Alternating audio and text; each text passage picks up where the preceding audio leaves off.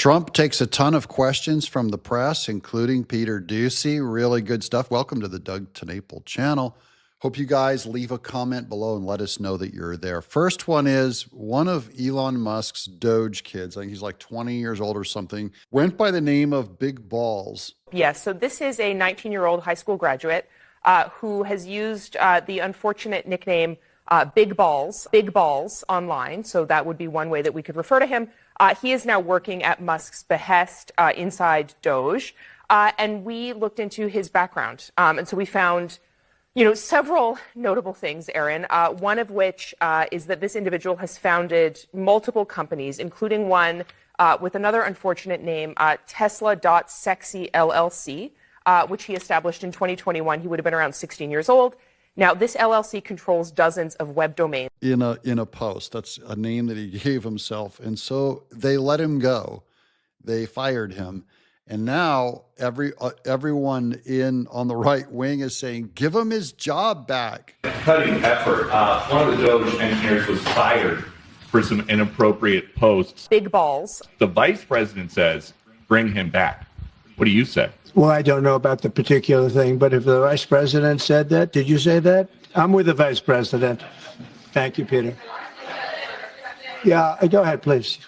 Yes, red dress. Yes, red dress. I like how he calls the journalist by her pretty outfit. And then here's Trump defending Elon Musk's efforts at cutting waste and just made a brand new announcement on a new area, a biggest area of government that he's going to cut. I got this video from Be Hizzy on Twitter. Have you directed Elon Musk to review Pentagon spending, given it's the biggest discretionary spending in the federal budget? Yes, I have Pentagon, education, just about everything. We're going to go through everything, just as it was so bad with what we just went through with this horrible situation we just went through. And I guess 97% of the people have been dismissed. It was very, very unfortunate. You're not going to find anything like that, but you're going to find a lot. And I've instructed him to go check out education, to check out the Pentagon, which is the military. And, sadly, you'll find some things that are pretty bad. But I don't think proportionally you're going to see anything like we just saw. He's talking about the corruption and fraud that they found at USAID, which has been the big news of the week.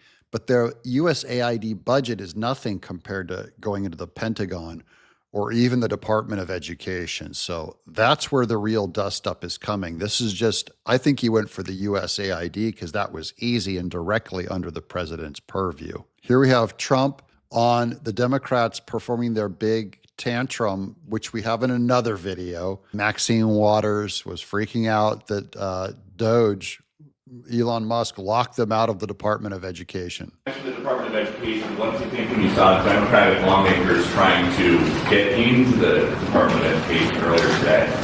Oh, I see the same ones. I see Maxine Waters, a lowlife. I see, all these people. He called Maxine Waters a lowlife.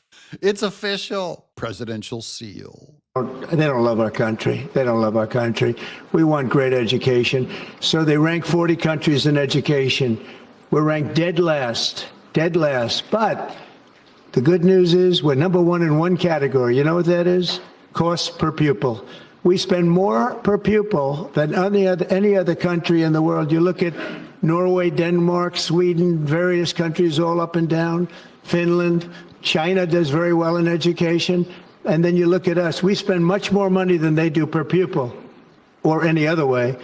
But we spend much more money than they do, and yet we're ranked this year, Biden's last year, congratulations, Joe, we're ranked dead last. That's because we have removed the free market. We do not allow kids to choose, that is, send the taxpayer money with the kid to be able to go to a different school. They're always locked into their poor neighborhoods and low-performing schools. There's nothing a parent can do about it. They keep getting rewarded. So the free market needs to come with competition, where if the money follows the kid to his other new school, then parents will start choosing excellence, and it'll force a reform. It's actually how you can force a bad performing school. They'll be forced to change just through addressing competition. So what I want to see is education. Number one, I like choice. We all like choice.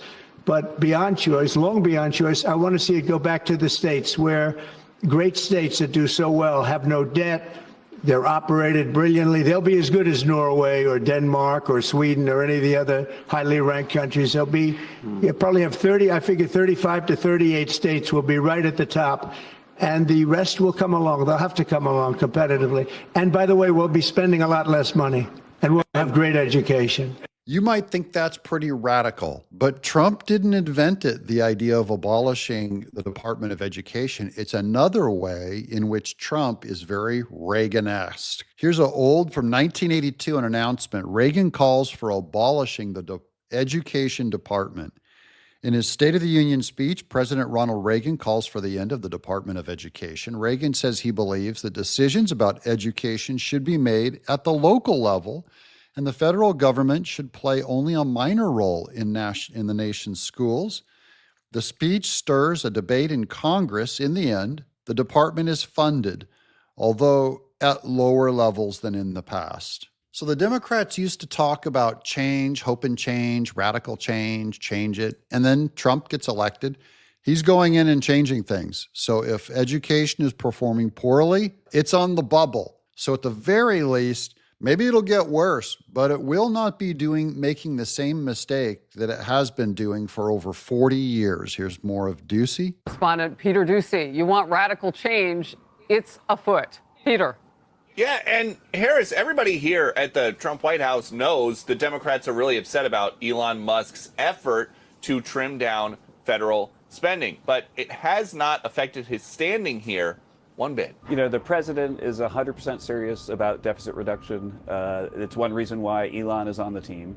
And we've been overwhelmed with the positive response of Elon's efforts. Elon is the hardest working guy I've ever seen. Harrison Fields, the principal deputy press secretary at the White House, tells Fox the Democrats have no plan on how to recover from their embarrassing loss. And it shows. Instead of working to become a party that focuses on the will of the people, they are hell-bent on keeping their heads in the sand and gaslighting on the widely supported mission of Doge, slashing waste, fraud, and abuse, and becoming better stewards of the American taxpayers' hard-earned dollars might be a crime to Democrats, but it's not a crime in a court of law.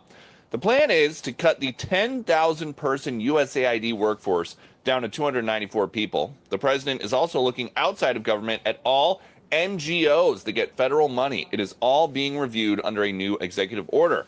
There's not much Democrats can do, but there sure is more that they want to do. Congress has to stand up and fight, but we're going to need people across this country to stand up and fight, to not agonize, but organize against these people. No, the fight was at the election. You're too late to organize a fight now, buddy. You guys are out of the majority and you lost. So that's all good news for the country. The Democrats are out of power. They can't do anything but throw a giant tantrum. They can scream all they want outside of that Department of Education. Wait till Elon Musk goes in and investigates the Pentagon and the numbers there. They're going to keep finding waste, fraud, and abuse in every major department of government. That this guy that they all said couldn't do it comes in and actually performs radical change. Not radical change that damages America, but radical change that saves money, makes our tax dollars go farther, and actually be efficient. I'm Doug in exile.